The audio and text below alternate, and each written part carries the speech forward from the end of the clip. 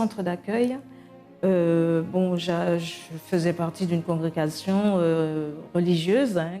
Et puis un beau jour, ma cousine qui est au centre d'accueil m'a invitée. Et je suis allée, et j'ai dit, là, il y a quelque chose d'important. Il se passe quelque chose d'important ici. Alors, le problème qui a surgi, c'est j'ai eu un cancer du sein qui s'est déclaré comme ça. Et le médecin a dit qu'il faut opérer, c'est urgent, et on va devoir enlever un sein et tout. Mais je ne peux pas accepter d'être estropiée. J'avais une dette, une grosse dette que j'avais du mal à régler. Ce prêt hypothécaire s'élevait à environ 60 000 €. À ce moment-là, quand je suis arrivée, le pasteur il parlait de la campagne d'Israël. Et il disait que la campagne d'Israël, c'est la porte ouverte à tous les résultats. Alors je vais me lancer. Et concernant ma santé, j'ai fait un propos, j'ai fait la campagne d'Israël. Alors pour les finances, c'était pareil. Et il est vrai que le résultat était là. Alors, après avoir agi ma foi sur l'autel, les choses n'ont pas traîné. C'est-à-dire que j'ai eu la guérison totale. Le chirurgien, il m'a donné un document attestant que j'étais complètement guérie. Lui-même, il ne comprenait pas. Lui-même, il m'a dit, Madame, je ne comprends pas. Ça ne peut être qu'une guérison miraculeuse. Le résultat concernant le plan financier, toutes les dettes ont été payées. On est en paix avec ça parce que par rapport aux dettes, on était harcelés tous les jours avec du courrier, tous les jours avec des menaces, tous les jours. Et bien maintenant, les dettes sont payées, on n'est plus près de l'église, on a pu s'acheter une voiture neuve pour venir à l'église parce que celle que nous avions aussi, elle était très âgée, elle avait plus de 300 000 km. On a acheté une voiture neuve, on est plus tranquille et puis on est en paix. Il n'y a pas de mots pour qualifier le centre d'accueil, parce que le centre d'accueil nous donne la direction de tout. C'est la clé pour tout.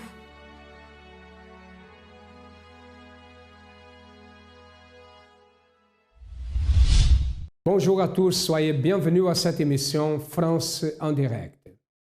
Beaucoup de familles sont détruites et quand il y a une séparation, sont les enfants les premiers à souffrir avec la situation. Il y a même des enfants qui, à un âge de quelques années seulement, ils pensent au suicide. J'ai ici avec moi Géraldine. Bonjour Géraldine. Bonjour évêque. Vous avez pensé au suicide? Oui. Vous avez même essayé le suicide? Oui. Comment vous avez fait? J'ai pris plusieurs médicaments. J'ai bu plein de médicaments. Quand vous aviez 12 ans, n'est-ce pas? Oui. Qu'est-ce qui amène un jeune de 12 ans à avoir la pensée de suicide et essayer même le suicide? C'est ça que nous allons savoir d'ici à quelques moments. Écoutez plus de témoignages et après nous retournerons. Alors ma vie, avant d'arriver ici, au centre d'accueil, était complètement détruite par l'alcool. Tant que je ne buvais pas, je n'arrivais pas à dormir. Jusqu'au point où j'arrivais des fois même à tomber ivre. Même, je me rappelle même peut-être une fois, oui, dans le coma éthylique, comme on dit, coma éthylique, voilà. On écumait les bars que des amis avaient. Ma vie était dirigée, guidée, je dis par ça. Ça m'a rendu malade. Rendu malade où j'avais la tremblote. Quand je ne buvais pas, je tremblais. Ma vie sociale a été détruite. Ma vie sociale, en fait, j'ai régné ma vie sociale. Jusqu'au point où, je le dis, j'ai épousé l'alcool au détriment de la femme. Ça m'a conduit à vivoter, à avoir une vie, je dirais, de bohème peut-être, parce que ça m'a conduit même aussi à connaître un état de vivre, un état de SDF. Quand je ne buvais pas, je me sentais triste. Alors au centre d'accueil, je suis venu au centre d'accueil parce que j'avais un ami qui avait une boutique exotique où je venais boire. La boutique était située dans la rue de l'église. Quand, des années passées, quand j'ai eu un ami qui est décédé par suicide, là à la gare du Nord, qui s'est suicidé à la gare du Nord, ça m'a interpellé. Ça m'a interpellé parce qu'entre-temps, ma vie était complètement détruite aussi. Et ça m'a interpellé. C'est comme ça que je suis venu au centre d'accueil. Je me suis rappelé que là où tu allais boire, il y avait une église, ben vas-y, va. Donc, c'est comme ça que je suis venu au centre d'accueil. Et au centre d'accueil, je vis les pasteurs, on a commencé dans les chaînes de prière, tout et tout.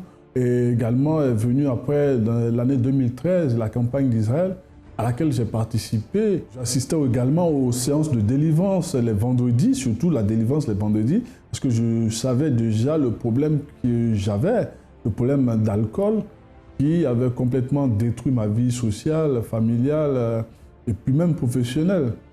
J'ai fait la campagne d'Israël pour être bref, c'était pour ma vie spirituelle, hein, déjà, pour ma vie spirituelle. Parce que j'avoue que j'étais aussi dans d'autres, avant de venir là, j'étais aussi dans d'autres églises, hein. Vous voyez, dans d'autres églises où, bon, voilà, comme ça, comme ça, comme ça. Je dis non, je ne peux pas continuer comme ça, à danser, à vivoter.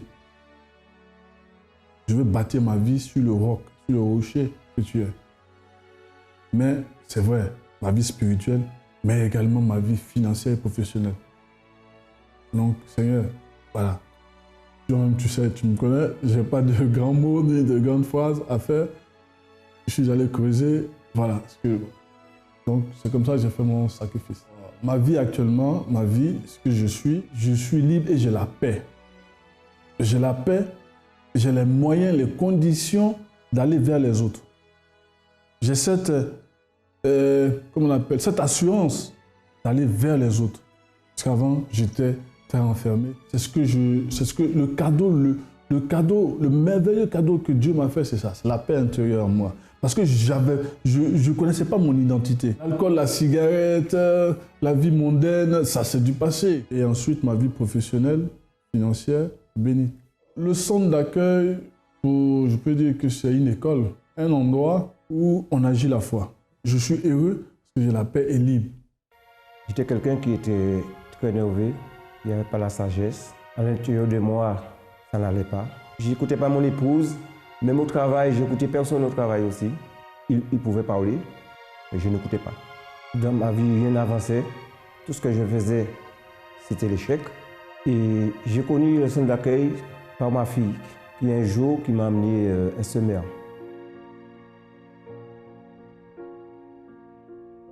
Je ne l'ai pas lu tout de suite, je l'ai laissé quelques semaines. Et après un jour, ça m'a pris, je l'ai regardé, j'ai lu. Et j'ai vu des témoignages des gens. Alors j'ai dit tout de suite, il faut que je cherche l'église. Et quand je suis arrivé à l'église, j'ai suivi des chaînes de prière. Ce que le pasteur disait de faire, je le faisais. J'ai tout mis en pratique. Est arrivée aussi la campagne du jeûne de Daniel pendant 21 jours. Tous les jours, j'étais là à chercher le Saint-Esprit parce que je voulais avoir une paix intérieure. Je voulais avoir la sagesse.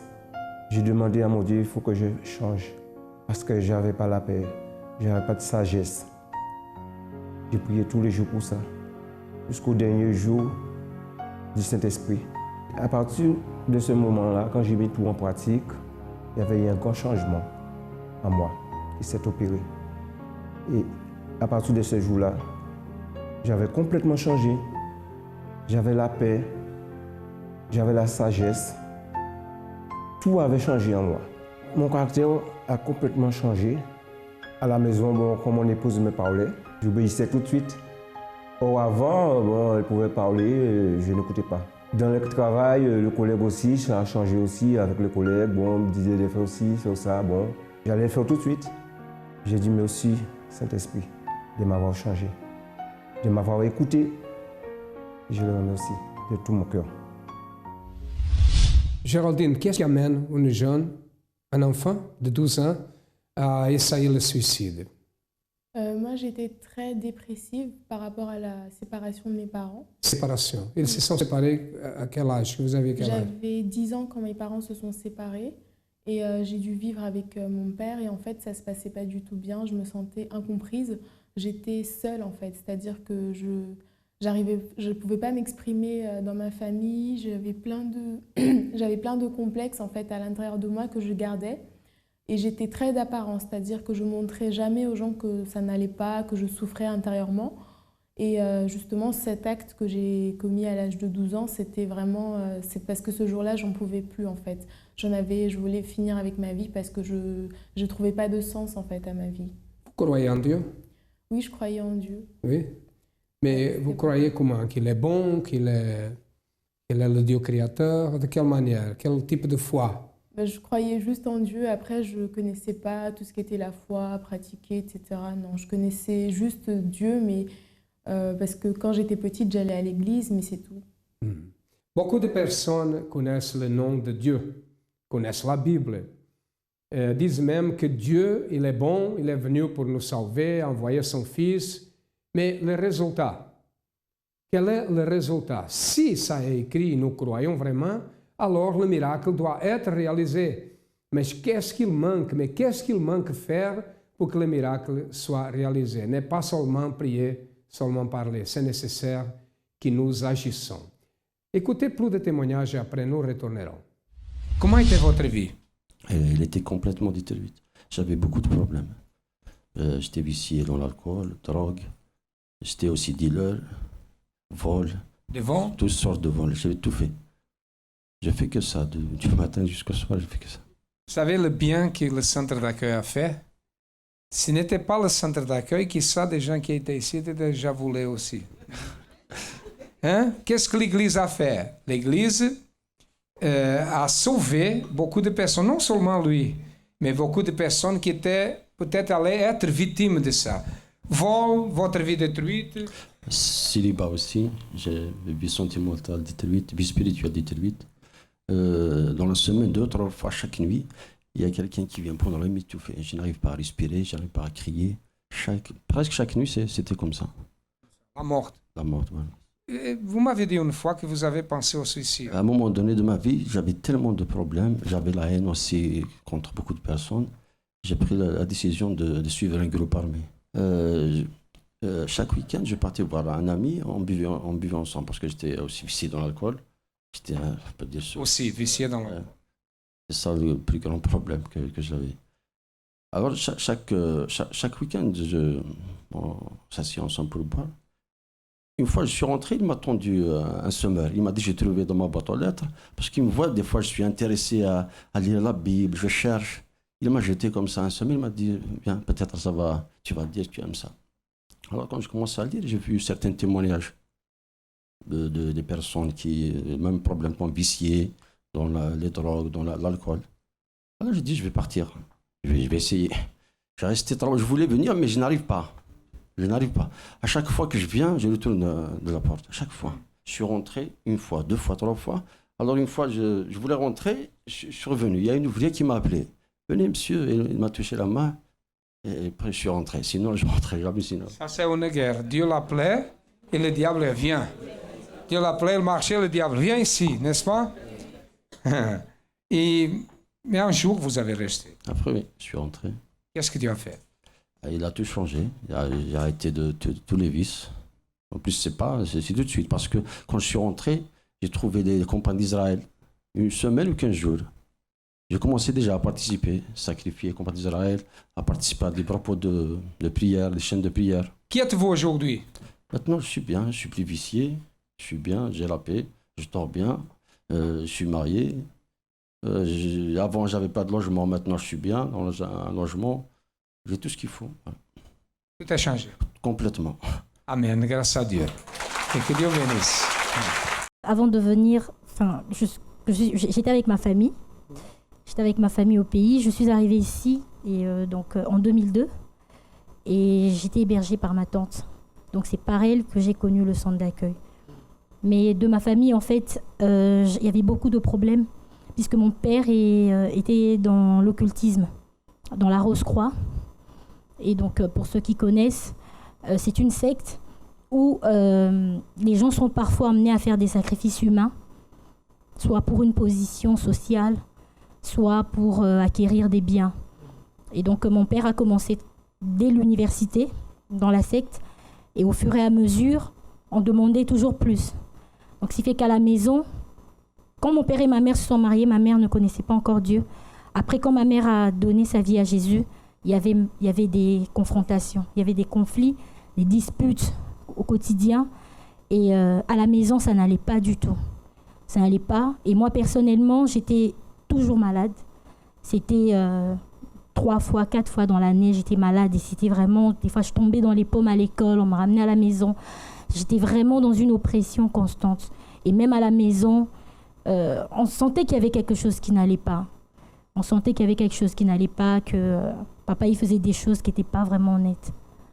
Donc... quand ma tante qui vit ici depuis 85 avait décidé de me prendre, je suis arrivée, donc je vivais chez elle. Mais spirituellement, le problème était pareil. J'avais peut-être changé de pays, mais j'étais toujours la même personne, avec les mêmes persécutions pendant la nuit, avec les mêmes craintes, les mêmes angoisses. Et c'est là que je suis arrivée chez ma tante. Donc quand je suis arrivée, c'est vrai qu'en arrivant à l'église, je trouvais un peu bizarre. J'aimais pas trop. Elle m'a dit, bon, moi, c'est là que je vais, c'est là que je lutte, parce qu'elle aussi, elle avait ses problèmes. Et au-delà de comment je suis venue, Dieu a permis que je connaisse le centre d'accueil. Et là, maintenant, la délivrance s'est faite. J'ai commencé à affronter toutes les situations. Quand j'étais avec ma famille, c'était différent. Là, j'étais moi-même face à moi. J'avais personne pour m'aider. J'avais plus ma mère pour m'aider en prière. Bien sûr, elle prie pour moi là-bas, mais je devais être face à mon problème moi-même. Et je devais prendre les armes de Dieu pour pouvoir vraiment résister. Parce que c'était pas évident au début. C'était vraiment... on sentait la menace. Mais grâce à Dieu, j'ai pu tenir avec la parole que j'ai écoutée. C'est surtout ça, écouter et pratiquer. Parce qu'ici, tout le monde est dans la foi. Mais quand j'étais dehors et que j'étais face à mon géant, c'est là que je devais réagir. Et tout était là dans la tête. C'est comme ça que j'ai pu tenir. Et ça fait 10 ans que je vis ici seule. Et c'est comme ça que je tiens. Et donc, dans la campagne d'Israël, j'ai dû sacrifier. C'était pas facile. Je connaissais pas c'était quoi la campagne d'Israël. Et j'ai dû me lancer. Financièrement, c'était difficile. Je venais grâce à Dieu, Dieu avait ouvert une porte. J'avais pu trouver un travail, mais c'était à temps partiel. Et c'était pas évident. J'ai fait le sacrifice. Le résultat, j'ai pu obtenir un logement beaucoup plus décent qu'où j'étais, parce que j'habitais juste ici à côté à Pantin. Et j'étais dans un 11 mètres carrés. Et donc là, j'ai pu obtenir un autre logement grâce à mon travail. Donc déjà, j'étais à temps partiel, mais on m'a donné quelque chose que je ne pouvais même pas espérer en étant à temps partiel dans le 91. Et c'est un endroit vraiment calme, bien, je n'espérais même pas. J'ai pu avoir le temps complet, CDI à temps complet. Et dans le service dans lequel je suis, j'ai dû évoluer. Je ne suis plus là où j'ai commencé. Avec... Plus haut. Oui, je suis plus haut, mais je ne vais pas m'arrêter là. Voilà. Donc, je continue à lutter jusqu'à aujourd'hui. J'ai pu obtenir mon titre de séjour, mais même la nationalité, toujours en sacrifiant toutes les campagnes. J'ai participé. Je pas dire que j'ai participé. Toutes les campagnes, je me suis lancée, mais vraiment de toutes mes forces. Je me suis lancée, vraiment pour voir la différence spirituellement. Parce que même si au départ, j'avais vu des améliorations, mais ce n'était pas ça. Au fur et à mesure, j'ai compris que ce dont j'avais besoin, c'était d'être scellée à l'intérieur, d'être forte à l'intérieur. Parce que jusqu'à aujourd'hui, j'ai des luttes. Il y a des luttes qui arrivent. Mais c'est cette force intérieure qui me permet de tenir. Que Dieu te bénisse. Qu'est-ce que vous avez entendu, appris, quand vous êtes arrivé au centre d'accueil? Vous avez trouvé une différence? Vous croyez en Dieu? Vous êtes arrivé au centre d'accueil? Vous avez trouvé une différence au centre d'accueil? Oui, quand je suis arrivée, j'étais adolescente. Mais en fait, la manière dont on parlait, je me sentais concernée. Il y avait une parole, en fait, un jour qui a été donnée sur l'autel, c'était que ma vie, en fait, elle pouvait changer. Et j'entendais, en fait, la transformation de plusieurs personnes aussi qui avaient, comme moi, qui avaient beaucoup de problèmes et qui se sentaient incompris, qui avaient même des envies de suicide et que, justement, ils avaient réussi à s'en sortir. Et justement, c'est ça que j'ai trouvé, en fait, au centre d'accueil. Et je me suis dit, je vais m'accrocher. Je veux aussi, moi aussi, m'en sortir, en fait. Si vous n'avez pas connu le centre d'accueil, qui êtes-vous aujourd'hui? Je sais même pas. Vous avez essayé une seule fois le suicide? Non, j'ai essayé plusieurs fois, 2 fois. 2 fois. À l'âge de 12 ans et à l'âge de 16 ans. Mais c'est au centre d'accueil que vous êtes guéri de ça. Je dis guéri parce que ça c'est une maladie. L'envie de suicide, c'est une maladie qui amène la personne à la mort. Qui êtes-vous aujourd'hui? Alors, je suis une personne totalement différente. Déjà, j'ai plus du tout envie de me suicider ni quoi que ce soit. En fait, j'ai la joie, j'ai la paix, une paix complète, une joie complète en fait, parce que grâce à un sacrifice que j'ai fait, j'ai réussi à avoir le Saint-Esprit. Et en fait, ça m'a apporté véritablement en fait ce vide que j'avais à l'intérieur de moi. Maintenant, il est rempli. J'ai pas besoin de l'amour d'une autre personne. Je n'ai pas besoin d'être, enfin, je sais pas comment exprimer, mais c'est véritablement, je me sens complète en fait, pleine, et j'ai pas besoin d'une situation ou d'une personne en fait pour être heureuse ou quoi que ce soit, parce que j'ai le Saint-Esprit, j'ai la plus belle chose en fait à l'intérieur de moi, et c'est différent de comment j'étais avant où je me sentais vide en fait. Là, je suis vraiment pleine de joie, pleine de paix, et je suis heureuse. Aujourd'hui, n'a plus l'envie de suicide. Ah non, du tout. Vous êtes une nouvelle personne transformée. Qu'est-ce que représente pour vous le centre d'accueil? Le centre d'accueil, ça représente le lieu en fait où j'ai appris à transformer ma vie. C'est-à-dire que quand je suis arrivée, ma vie était par terre, elle était vraiment, enfin, elle était pas bien. J'étais pas bien moi. Et quand je suis arrivée au centre d'accueil, j'ai appris qu'en fait cette vie-là, je pouvais la changer, que mon destin, il n'était pas forcément tracé par rapport à ce que j'avais vécu avant, mais que je pouvais transformer ma vie, et c'est ce que j'ai fait. Félicitations de votre foi. Et elle allait mourir parce qu'elle a essayé une fois, deux fois, et après elle viendrait la troisième fois. Vous savez que les problèmes dans le monde, ils augmentent jour à jour, mais au centre d'accueil, la vie change quand nous pratiquons une foi intelligente. Les portes du centre d'accueil sont ouvertes du matin au soir, de lundi à lundi. Si vous avez besoin de notre aide, nous sommes là pour vous aider. Nous allons maintenant écouter le témoignage d'une personne qui a participé de la campagne d'Israël. Donc ma vie, en fait, avant d'arriver au centre d'accueil, elle n'avait pas de direction. Donc déjà, dans ma vie familiale, en fait, je ne m'entendais pas avec mes frères. On était complètement éparpillés. Ensuite, au niveau spirituel, en fait, j'étais perdue, je mentais beaucoup. J'avais pas de respect envers moi-même. Je sortais avec des garçons, je mentais beaucoup à mes parents. Et en fait, on s'entendait pas. À plusieurs reprises, il m'arrivait en fait de menacer mes petites sœurs ou mes petits frères avec des couteaux.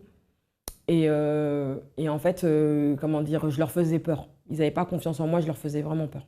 Déjà, je suis l'aînée de ma famille, et par rapport à ça, en fait, c'était un grand poids que j'avais sur moi. Donc, le seul moyen que j'avais d'échapper à cette pression, on va dire, je pense que c'était de menacer les autres pour me sentir, en fait, pour me sentir bien. Au début, en fait, j'étais quelqu'un d'assez, j'ai jamais été timide comme personne, mais j'étais très, j'aimais bien me faire remarquer. Donc, pour attirer les garçons, déjà, je mettais toujours des trucs plus serrés, même que ce soit mes hauts, j'aimais vraiment attirer l'attention. Et en fait, c'était parce que, comme mes parents, en fait, ils m'interdisaient de sortir, et ben, quand je sortais, et ben, il fallait qu'on me voie. Il fallait que je me fasse remarquer. Oui, j'allais en boîte de nuit, des fois et tout, ça m'arrivait aussi de sortir avec des garçons, même des garçons qui avaient déjà des copines, je sortais avec eux. Je traînais à la Défense, enfin, je faisais vraiment, vraiment n'importe quoi. Et je m'habillais vraiment de manière très, très vulgaire. Et même mes copines, elles m'enviaient, mais en fait, j'ai compris par la suite en fait que c'était, c'était en fait, elles se moquaient de moi. Mais moi, je le savais pas et je pensais qu'elles m'aimaient bien, mais en fait, derrière toutes ces choses en fait que je faisais, elles se moquaient de moi en fait par derrière. Donc, effectivement, je me sentais vraiment mal. En fait, j'étais complètement déprimée. Et en fait, quand je suis arrivée au centre d'accueil, je sortais d'une relation, d'un échec sentimental. Et en fait, ça m'a tellement emmené bas que j'ai perdu en fait 5 kilos en l'espace d'une semaine. Donc, j'étais vraiment pas bien. J'ai fait une espèce de dépression. Et j'étais vraiment au plus bas, au plus bas. C'est comme ça que je suis arrivée au centre d'accueil. En fait, j'ai une amie qui m'a invitée au centre d'accueil. Donc j'allais déjà dans une autre église, mais elle m'a dit Amandine, tu verras, cette église, elle est à part. J'ai dit, ah bon? J'ai dit, parce que les gens, ils prient haut, fort. Enfin, voilà, c'est comme ça qu'elle m'expliquait. Et moi, comme je n'avais rien à perdre, je voulais sortir dans la situation où j'étais. C'est comme ça que je suis arrivée au centre d'accueil. Alors, en fait, j'ai commencé à suivre la chaîne de délivrance. Ensuite, j'ai dû faire un choix et quitter l'église où j'étais parce que j'étais entre deux. Et vraiment, le centre d'accueil m'avait appris vraiment une base spirituelle que je n'avais pas auparavant. Donc, j'ai vraiment suivi les chaînes de délivrance. Je venais aussi chaque dimanche, les mercredis, pour la recherche du Saint-Esprit. Et j'étais vraiment assidue dans ma délivrance. Vraiment, j'ai commencé aussi à faire les campagnes d'Israël. Alors, j'ai sacrifié pour ma vie spirituelle.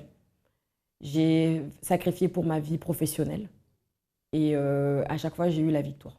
En fait, je savais que le sacrifice, pour moi, c'était quelque chose c'était beaucoup plus fort, en fait, que n'importe quelle chose. Je savais que la réponse, ça pouvait venir que par le sacrifice, pas par autre chose. Parce que le sacrifice, pour moi, c'est le moment le plus fort de notre foi.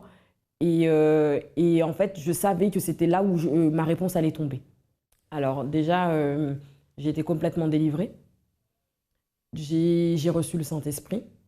Et après, ma vie professionnelle, elle a changé. Donc, j'avais pas de vision. Je suis arrivée à l'église vraiment avec un petit salaire. Maintenant, franchement, ma vie, ça va. J'ai pu avoir mon permis de conduire, chose que je n'arrivais pas à avoir pendant longtemps. J'ai vraiment galéré par rapport à ça. J'ai eu mon appartement. J'étais en intérim et j'ai eu mon appartement grâce aux chaînes de prière que je faisais le lundi. Et là, maintenant, c'est une Amandine transformée qui continue encore à changer parce que faut pas penser que parce qu'on a le Saint-Esprit, tout est fait. Non, c'est justement là que Dieu nous peaufine et il fait que, on change jour après jour. Avec ma famille, ça va bien. Mes sœurs, elles viennent à l'église. Et pour mon petit frère et tout, il venait, maintenant il vient plus, mais on continue à persévérer pour qu'il puisse se donner à Dieu. Et avec mes parents, ça va. Enfin, la vie familiale, ça va. Franchement, il n'y a rien à dire. Franchement, le sacrifice, pour moi, c'est quelque chose de... Je sais pas. Ça fait 6 ans, 7 ans que je suis au centre d'accueil et j'ai raté aucune campagne d'Israël. Pour moi, c'est le moment le plus haut de ma foi où je montre à Dieu de quoi je suis capable, de quoi je suis capable de faire pour lui, pour lui montrer que je crois en lui et que je veux avancer avec lui. Donc, là, on a fini la campagne d'Israël, mais moi, j'y suis encore. Parce que faut pas croire que c'est fini. C'est justement quand on pose notre sacrifice que justement, là, les choses les plus dures commencent. Et moi, j'y suis encore et je sais que je vais avoir ma victoire. Moukila avait beaucoup de problèmes, n'est-ce pas? Mais tous les problèmes sont résolus à travers une attitude. Pratiquer la foi intelligente, sacrifier dans la campagne d'Israël. Et maintenant, c'est à vous. Quelle est la difficulté? Quelle est la barrière? Quel est le problème le plus difficile? Sachez que pour Dieu n'existe pas de problème difficile. Problème, c'est un problème. Et pour Dieu, n'importe si c'est difficile, si c'est moins difficile. Quand nous pratiquons une foi surnaturelle, la situation change. Nous sommes situés au 254 de la rue du Faubourg Saint-Martin, au 10e arrondissement à Paris, notre siège du centre d'accueil. Comme vous avez déjà remarqué, nous avons d'autres centres d'accueil dans toute la France. Si vous avez besoin d'un changement dans votre vie, cherchez le centre d'accueil le plus proche et vous allez trouver la solution. À demain et que Dieu vous bénisse à tous abondamment.